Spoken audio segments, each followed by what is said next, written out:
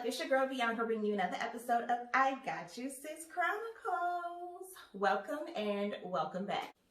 So this episode is a very special episode because I am joined by my other half, my husband, baby daddy number 1 and 2, Avalon. Say hey everybody. Hi. How you guys doing?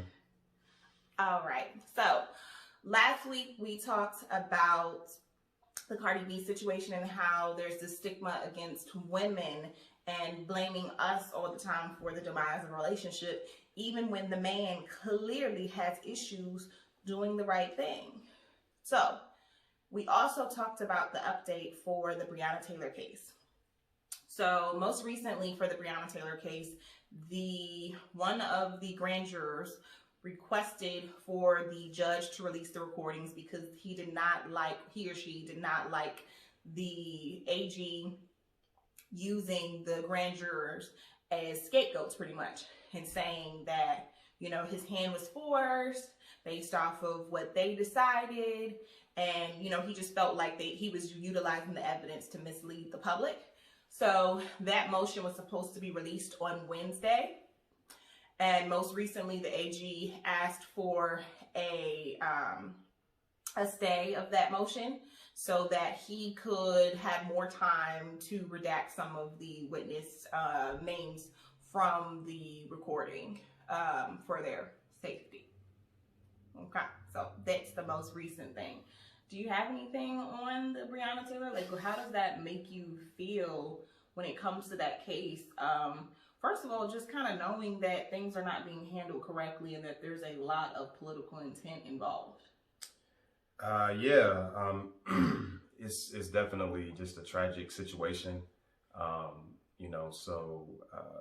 It's one of those things when you think about the case, you think about, the fact that in that state, the laws that the Attorney General and, the police department are hiding behind is basically what's allowing, these police officers who murdered her to basically get off scot-free. So it's a tragic case. I hope that, they're able to get a little bit more information, with some of the more recent, information that's come out, like you just mentioned, and hopefully we're able to get some people held accountable for what happened, because right now it's a complete tragedy. Most definitely. And I think that that's one thing in common that everybody is acknowledging, is that it is a tragedy. But when it comes to tragedies, people have to be held accountable. And, a young woman was murdered, and somebody has to be held accountable for that murder. It wasn't some freak accident. No, there were bullets shot into her apartment that killed her. So someone has to be, held accountable for her murder. So yeah, definitely going to keep watching that, keep following that, and keeping y'all updated with that. So this week we are going to talk about, number 1, being married. So here's the interesting thing about my husband and I. Number 1, we just celebrated our 4-year anniversary. Ooh, Lord knows he was here with us, okay?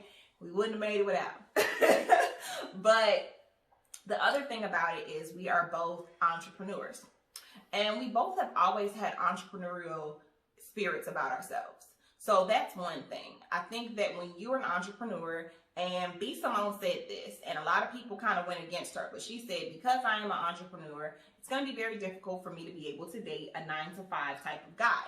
And most people felt like she was throwing off on 9-to-5 men because of how much money they make. No, she was saying that you have to be able to understand my schedule. You have to be able to understand my hustle and the times where I'm up in the middle of the night still working and things of that nature. So I feel like for my husband and I, we met in retail.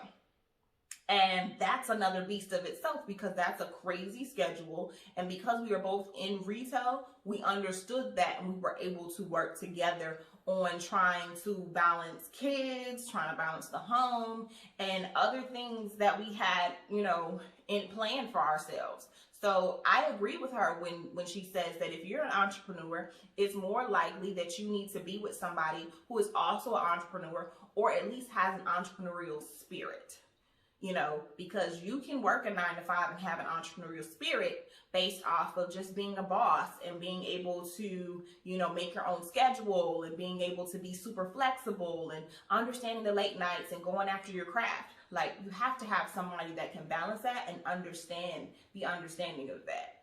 So I think that's the biggest thing when it comes to us, is that we both have those entrepreneurial spirits. But throughout the years, we've had good times, bad times when it comes to balancing that out. What would you say would probably be the most difficult thing that we've dealt with trying to balance us both being entrepreneurs and us both being very driven in our careers? I think the biggest thing is probably just making time for each other. Mm-hmm. When you're so focused on your career and your partner's also focused on their career and their goals, making time for each other, in a relationship can definitely be something that you can struggle with, because you got kids, you got other career interests. So that can probably take the biggest toll. Mm-hmm. No, definitely. I agree with the timing of it all. Involved in a lot of different, industries. So, involved in tech, been working with, tech companies the last couple of years, whether it's just straight up consulting or go-to-market strategies, customer discovery. So working in the tech side, not a technical tech person, but someone who kind of works on the business, piece of it. I also started my own company, the Bingham Agency, last year. So, been working in that again, more business development, consulting. We're able to develop, IT solutions. So just to put it plainly, build websites, mobile apps for people. And then also, getting ready to do a really big business development move in the world of venture capital. So I can't say too much about that as of yet, but definitely will be involved very, very soon. We'll be making some announcements about that soon. So it's all really about business development, helping people, helping small businesses, entrepreneurs, especially people who look like us, who don't have access to a lot of the same resources that other groups have traditionally had. So that's something I'm very passionate about, and it's something that really drives me, every day. So he's more so on the tech side. I think that we align on the business development side of things, and also wanting to reach out and help people that look like us and really kind of stand in the gap for disadvantaged populations. That's where we connect, but I'm not necessarily on the tech side. I have my So Baby food, which is soul food for babies, and I have adult options things, and then I have, I Got You Sis Chronicles, and I'm super artistic and into music. We connect on music, but he doesn't really do as much music as he did when we first got together.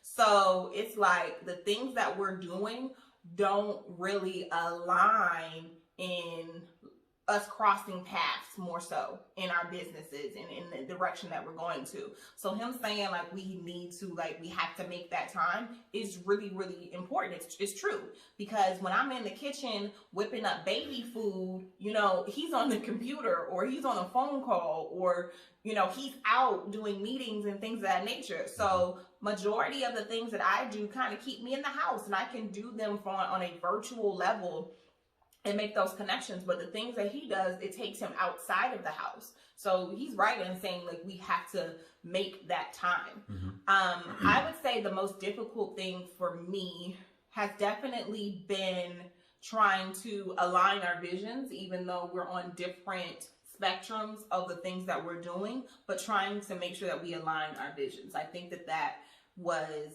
definitely the most difficult thing for me. Because, we are very different people, but then we're also very alike. One of the things that attracted me to my husband was his ambition. I always the things that I'm doing right now, those dreams that I've had them since I was 13, 14 years old. So these things have been in my head. And when I got old enough to come out on my own and go off to college, those things were in my head and I was going to get it. So I really wanted to find a partner that matched me, that could go with me. And when I met my husband, I felt like he could go with me. I felt like he saw things the way that I saw them when it came to being ambitious and wanting better for ourselves and wanting things that even our families have never had. So things that we've never actually seen, but we know that it's out there and it's available. So we just got to go get it. So I think that our ambition a lot of times is what drove us. Definitely agree with that. A lot of times when people think about taking second jobs or, pursuing other things outside of their main job, one of the things I always tell them is that make sure it's something you have a passion for, because that passion is what's going to sustain you when you have a long night or a long day, or you have all of these different assignments that you have to get done to complete your outside or your passion job. So you got to make sure that it's a real passion and not just something to cash a check, because you need that to fuel you as you try to get these things done. And hopefully what's your side project, your side hustle, can become your full-time job, and it's something that you love to do, and it's not just something you carve out time for. It's something you can devote your life to. So it's important, whatever you do, be passionate about it, and don't worry about the money. And I know it sounds cliche, but the money will find you if you're passionate enough and if you're working in the right way. Yeah. No, you're definitely going to have a lot of days, months, weeks, maybe years that you're not getting paid for the things that you're trying to do. So you're working for free. But what you have to understand is that there's a bigger picture and there's a longevity to the actual vision that you have. And so for me, even with YouTube and trying to get subscribers and really trying to expand my platform, I love it when I get emails or comments or a phone call or a text when people see something that I'm talking about and they connect with it. And they thank me for speaking on it or having the courage to talk about those things. And just having that one person is okay with me. When I have my worship Wednesdays and people are touched by the music that I'm singing, just having that one person is okay with me. When you are a public speaker and when you are a public servant, it's about that one person and then another person and then another person. Like, it's really about that. So when you are trying to be an entrepreneur and you are trying to reach and connect with the masses and you have an idea that you feel is a good idea, but it's not necessarily connecting, you have to, number one, be open to your idea changing over time. Like, you have to be open to your idea changing over time. Maybe what you had in your head is not what is being received by the actual audience that is interested in what you wanted. Sometimes we might have it in our heads, a specific audience that we're trying to capture, specific consumers that we're trying to capture with our entrepreneurial ventures, and then we pick up somebody else. For instance, I'll give you the example of with rap music. When it came to rap music, I bet you they did not write none of those rhymes for the white boys that actually buy the music, right? Because white people are the biggest consumers of rap and hip hop music. That's where the money comes from. But that's not who we were writing for, right? Right. So it's like you kind of have to pivot a little bit to make sure that you're being true to your artistry, you're being true to your vision, but you're also going after the people who are spending the money, right? Yeah, definitely. So, I think that has to be the thing. You can love on a dream and you can love on your ideas for something, but you have to be open. If you want to make money from it, you have to be open to kind of like having that pivot to ensure that whatever product it is that you're offering, whatever service it is that you're offering actually connects with the audience and with the consumers that are interested in your product. Yeah, most definitely. And you have to be willing to take feedback too. Like I love feedback from my subscribers and from my customers from the baby food. I love the feedback because it helps me to be better. And at the end of the day, I do this for my customers. I do this for my subscribers. So if I don't take feedback from them and I'm just trying to shove down their throats what I like and what I want to do, then guess what? It's just not going to work. I think the only constant is change, so when you think about pivoting from different experiences, experience is the best teacher as well. So you know, in my career, I've worked in music, you know, whether it's being an on-air personality or, you know, being a manager, an A&R, on-air producer. So, you know, that was the path that I thought was going to work for me, but it ended up where it turned into me working in tech on behalf of a music company, you know. So I think one of the important things is just to continuously learn, kind of being that, you know, learning and absorbing knowledge. And just like you said, taking feedback from people, even if it's something that you've heard before or maybe you don't want to hear again, all of that feedback is important, Right. you know, as you continue with your career. And it really, I wouldn't even say necessarily pivot, but it can really just kind of open up doors. Mm-hmm. You know, music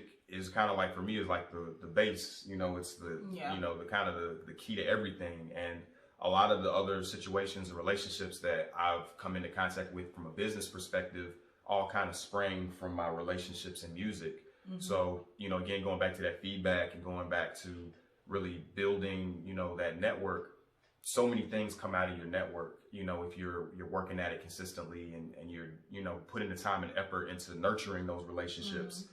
You'd be surprised when people hit me up or I get responses like, hey, I got this situation. Hey, I got this going on. And it's all because of your network, you know. Right. So like they say, your network is your net worth. And you have to be able to leverage that, especially. Another thing that I want to talk about when it comes to being married entrepreneurs is that although you may be working on different things, it's very important to come together and know what the other person is doing as if you're doing it yourself. And I say that because there has to be an alignment there. And because the separation will cause more times for you to be apart. And the separation will cause more times for you to be divided. So it's important to kind of have those meetups, whether it's your pillow talk, lunchtime, whatever, the beginning of the day when you wake up, like, hey, this is what we have going on. I know for us, it's more so of a pillow talk thing and lunch breaks because our schedules are different. We have that overlap where we're both super active. You know, I will be up at 2 a.m. making baby food. I will.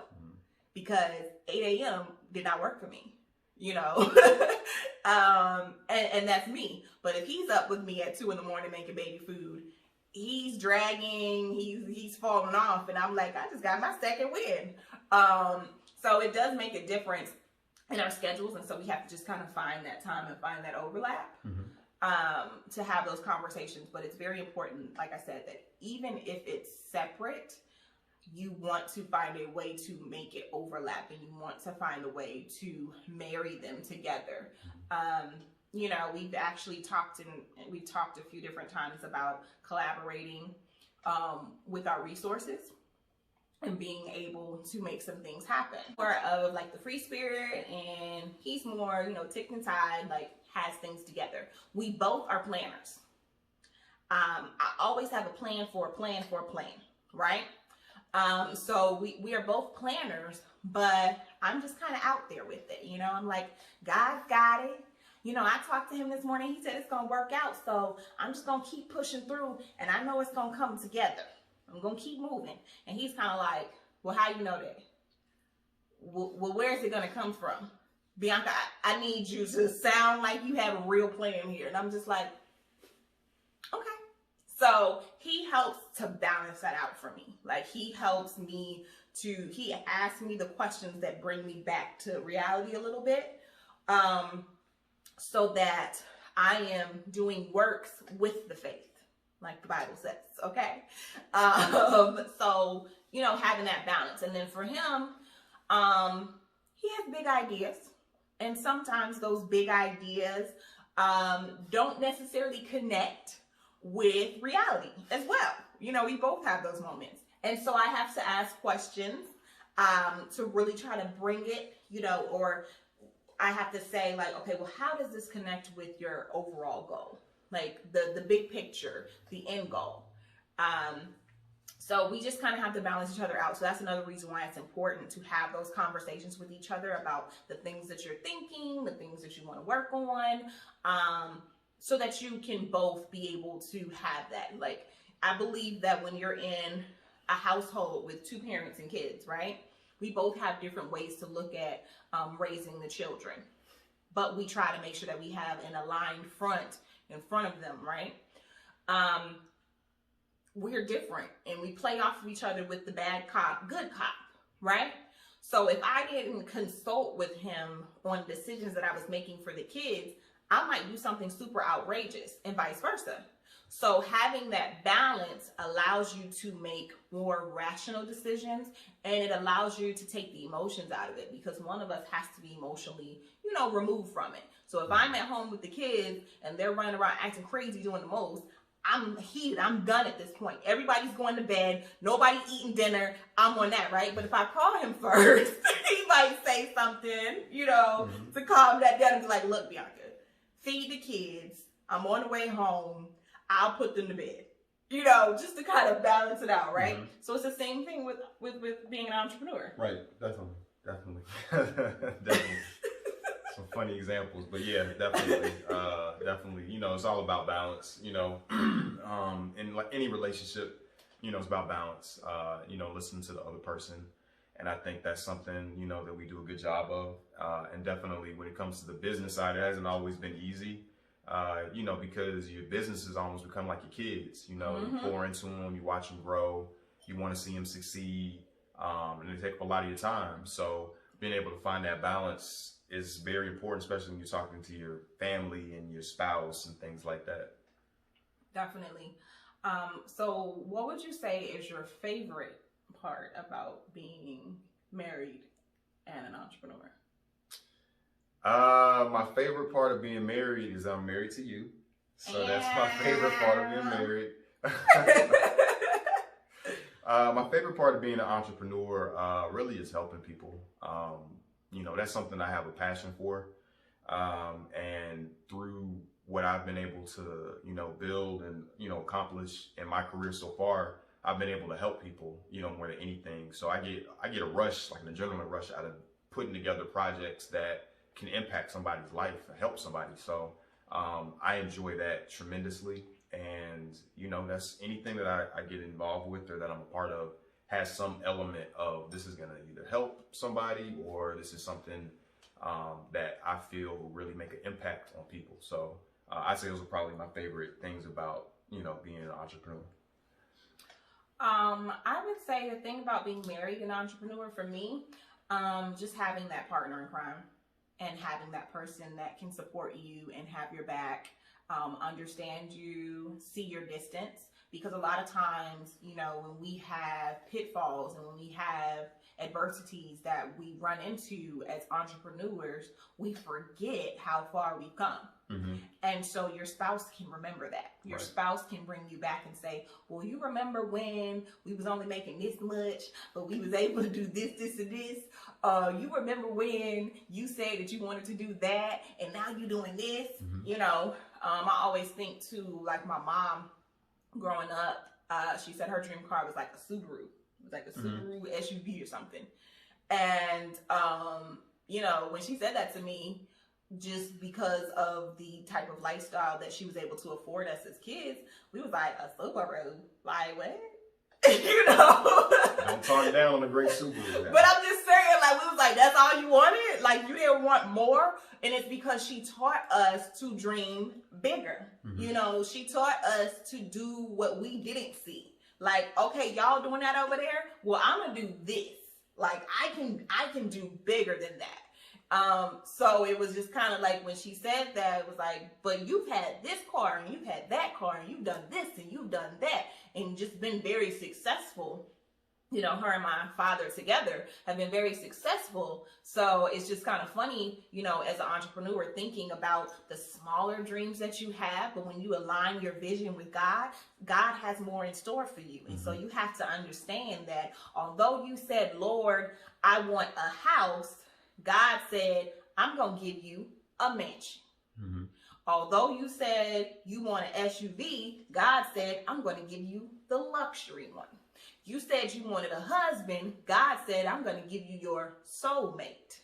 So it's a lot of things where you have to make sure that your vision is aligned with God, because there's always going to be greater in store for you. And having that spouse next to you to remind you of where you've come from and how far you're going to be able to come, and like build upon that, pray for you, and just line you up with blessings and prayer and anointing from God.